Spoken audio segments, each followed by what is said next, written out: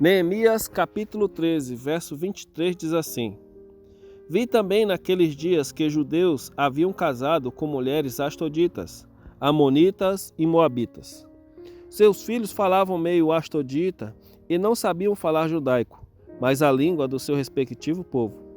Contendi com eles e os amaldiçoei, e os espanquei algum deles, e lhe arranquei os cabelos e conjurei por Deus, dizendo: Não dareis mais vossas filhas a seus filhos, e não tomareis mais suas filhas nem para vós mesmos. Não pecou nisto Salomão, rei de Israel? Todavia, entre muitas nações não havia rei semelhante a ele, e ele era amado do seu Deus, e Deus o constituiu rei sobre todo Israel. Não obstante isso, as mulheres estrangeiras o fizeram cair no pecado.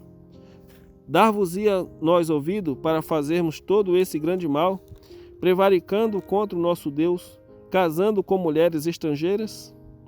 Um dos filhos de Joiada, filho do sumo sacerdote Eliasabe, era genro de Sambalate, o horonita, pelo que o afugentei de mim. Lembrei-te deles, Deus meu, pois contaminaram o sacerdote, como também a aliança sacerdotal e levítica. Essa semana eu escutei algo que me deixou muito pensativo, lembrei exatamente dessa história. Eu fui visitar uma irmã e ela disse que encontrou uma mulher, a mulher de um ex-pastor.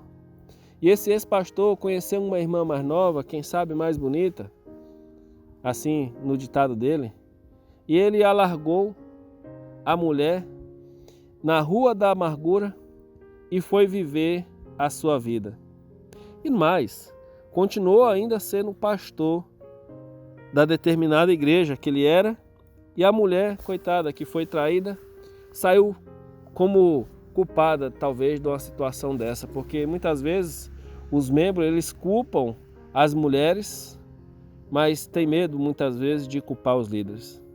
Neemias, ele havia dado quase que a vida, a juventude, a vitalidade, para que a obra de Deus fosse feita. Deus havia estabelecido um prazo para Jerusalém ser reconstruída, e ele, com muitos outros ali, conseguiram estabelecer o desejo de Deus para aquela cidade.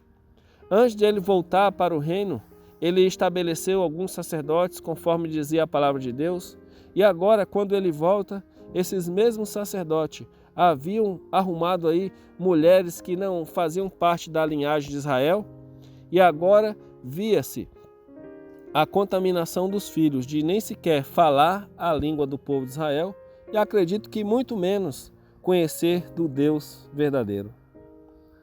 Eu pergunto para você, que união tem as trevas com a luz? Eu pergunto para você, que harmonia tem entre o mal e aquilo que é bom? Aqui ele faz assim, eu acredito que um puxão de orelha na vida desse sacerdote, porque ele relembra o exemplo de Salomão. Nunca na história de um rei ímpio, de um rei que não conhecia Deus, um rei que não tinha nenhum conhecimento de Deus, teve a mesma coragem que teve Salomão, de ter praticamente 1000 mulheres. E como que ficou essa cena? Até hoje, muitos, quando citam a questão do adultério, relembram Salomão.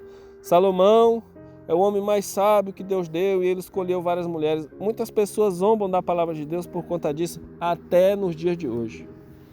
Sabe, aqui, quando eu olho essa história e fico tentando harmonizar com o nosso tempo, o nosso período, eu fico tentando entender qual que é a vontade de Deus, porque na realidade o casamento, ele tem um simbolismo. A união, ela tem um simbolismo. Como que um sacerdote desse vai poder ensinar da palavra de Deus, se ele é o primeiro a fazer ao contrário? Como que ele vai poder falar sobre família, se a família dele não está em dia com as coisas de Deus? Se ele é o primeiro a arrumar esposas de fora da comunidade da palavra? Sabe, Deus, ele faz um convite para nós, para a gente saber escolher, saber quem a gente coloca ao nosso lado. Eu já falei em inúmeras mensagens aqui que Deus, ele não aprova o jogo desigual. Se você é cristão e buscar uma pessoa de fora, você está indo contra a vontade de Deus. Deus, ele não quer nada disso. Mas ao mesmo tempo Ele quer que a gente procure sempre fazer a vontade dEle. Deus, Ele sabe os propósitos da nossa vida. O casamento, como nós veremos na próxima mensagem que eu estiver falando aqui para vocês, ele tem uma representação. E essa representação é lançada por terra quando escolhemos fazer a nossa vontade, o nosso desejo e o nosso eu, e não sequer perguntamos qual é o desejo de Deus para a nossa vida. Nesse momento, eu gostaria que você compreendesse a vontade de Deus e colocasse em prática na sua vida.